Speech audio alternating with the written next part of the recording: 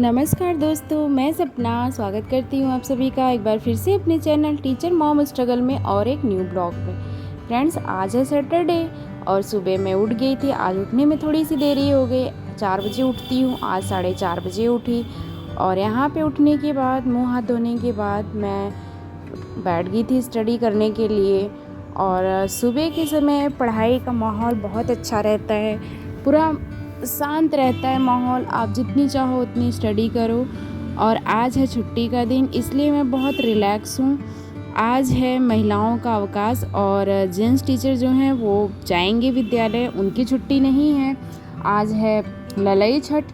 तो बताइएगा फ्रेंड्स, क्या आप लोगों के घरों में भी ललई छठ का त्यौहार जो है वो किया जाता है, व्रत किया जाता है? हमारे यहाँ हमारी सासू माँ रहती हैं व्रत, और ये बहुत ही अच्छा व्रत होता है, ऐसा माना जाता है। ये भी कठोर व्रत है, पर ज्यूतिया से कठोर नहीं है। इसमें आप खा सकते हो कुछ कुछ चीज़ें, लेकिन वो भी एक बनी हुई चीज़ें जो रहती हैं, जो सारी चीज़ें नहीं, नमक नहीं खा सकते आप, बाकी आप खा सकते हो। तो मैं यहाँ पे नहाने धोने के बाद, स्टडी करने के बाद मैं आ गई थी खाना बनाने। खाना बनाने के बाद मेरे पास समय था 1-2 घंटे का, तो मैं बैठ गई थी स्टडी करने के लिए। फ्रेंड्स, किसी ने मुझसे कमेंट में पूछा था कि क्या अब से भी मैं पढ़ सकती हूँ, क्या शुरुआत मैं आज से कर सकती हूँ? तो मैंने बहुत पहले आप लोगों को बता रखा है कि देखिए, आपका क्या लिमिटेशन है, आप क्या स्टडी करना चाहते हो और किस एरिया में आप जाना चाहते हो। इस बात को आप हमेशा डिसाइड करके रखो, क्लियर करके रखो कि आपको किस क्षेत्र में जाना है और क्या करना है। तो ऐसा मैं इसलिए कहती हूँ क्योंकि देखिए, क्लैरिटी हर चीज़ में रखनी बहुत ज़रूरी होती है। हमें करियर पॉइंट ऑफ व्यू से तो क्लैरिटी बिल्कुल रखनी चाहिए। आपको पूरा ये तरीका रखना चाहिए कि आपको क्या पढ़ना है, कैसे पढ़ना है। और अगर आप पढ़ने के लिए कैपेबल हो तो आप पढ़ सकते हो, नहीं तो आप अपना खुद का कोई काम शुरू कर सकते हो। देखिए, शुरुआत में सब कोई को लगता है कि ये काम मैं शुरू करूँगा, मैं सक्सेस होऊंगा कि नहीं होंगी, क्या है क्या नहीं दिक्कत है।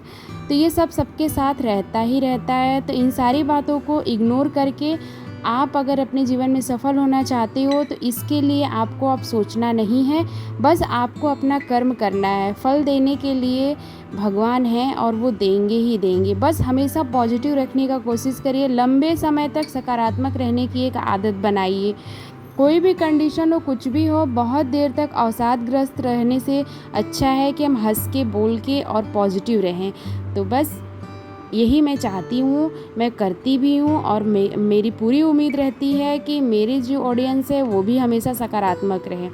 तो यहाँ पे मैं मिस्सी रोटी की तैयारी करने लगी थी, जो मेरी फेवरेट है, मेरे घर में भी सबको बहुत पसंद है। खाली होने के बाद सीधे मैं रूम में आई, उसके बाद फिर वही मेरा है डेली का डेली स्टडी।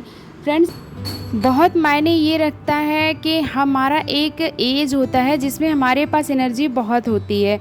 हम 30 साल के रहते हैं, 30 साल के अंदर तक हमारे पास इतनी एनर्जी रहती है कि हम कोई भी लक्ष्य पर अपना बनाते हैं, कोई भी मुकाम हासिल करना चाहते हैं, तो उस समय हम अपना 100% दे करके उस मुकाम को बखूबी हासिल कर सकते हैं। मैं ऐसा इसलिए बोलती हूँ कि देखिए, 30 के बाद थोड़ी सी हेल्थ इश्यूज़ जो होते हैं हमारे साथ शुरू हो जाते हैं, और इस वजह से थोड़ा सा स्टडी की तरफ हमारा कम हो रहता है। लेकिन जानते हैं, कहा गया है ना, मन के हारे हार है, मन के जीते जीत है। बहुत सारे लोग ऐसे हैं जो 35 की एज में, 40 की एज में उन लोगों ने सिविल सर्विसेज का एग्ज़ाम क्रैक किया है। बहुत सारे ऐसे एग्ज़ाम्पल हैं, आप देख सकते हो, यूट्यूब पे पड़े हुए हैं। और मैं ऐसा कहती हूँ, उन लोगों का एग्ज़ाम्पल मैं इसलिए देती हूँ क्योंकि देखिए, हमको ऑप्शन में हमेशा बहुत सारी चीज़ें रखने की ज़रूरत नहीं होती है कि नहीं 2 या 3 चीज़ों को हम ले करके चल सकते हैं। फ्रेंड्स, यहाँ पे जैसा कि देख रहे हैं, ये मेरी सासू माँ थी, उधर बैठी थी, और मेरी ये बुआ सास थी। तो यही मैं बता रही थी कि ललई छठ के लिए हमारे यहाँ तिन्नी का चावल बनता है, और भैंस का जो दूध होता है उसके साथ खाया जाता है, गाय का दूध यूज़ नहीं किया जाता है। फ्रेंड्स, ये छोटी सी जानकारी मैं दे रही थी, और मैं आप लोगों से भी जानना चाहूँगी कि आप लोगों के यहाँ कैसे होता है।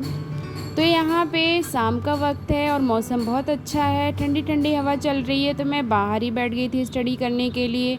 थोड़ा सा बाहरी इन्वायरमेंट जो होता है उसमें भी रहना बहुत ज़रूरी होता है। दिन भर फ़ैन के नीचे या कूलर के सामने या फिर एसी के सामने बैठ के स्टडी करना थोड़ा सा मुश्किल होता है मेरे लिए, क्योंकि मुझे ऐसा लगता है कि जैसे कि उबन सी छूटने लगती है, फ्रेशनेस बहुत कम लगती है। इस वजह से मैं प्रेफर करती हूँ दिन में मैं 1-2 घंटे में बाहर भी पढूँ छुट्टी के दिन, तो इसलिए मैं बाहर बैठ जाती हूँ।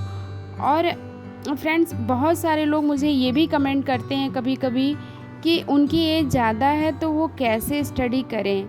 तो मैं हमेशा से बताती हूँ कि देखिए, एज कम या ज़्यादा होने की बात नहीं होती, वही हमारी सोच की बात है।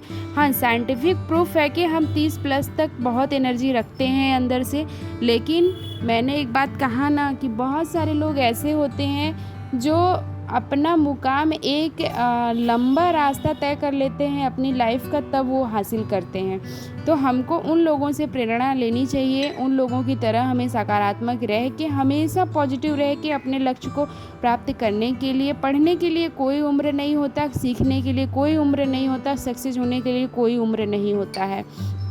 तो आप बस ये अपना मुकाम जो आप बना रहे हो, बस उसके लिए आप सकारात्मक रहना शेयर करिएगा और कमेंट में ज़रूर बताइएगा कि आपको कैसा लगा।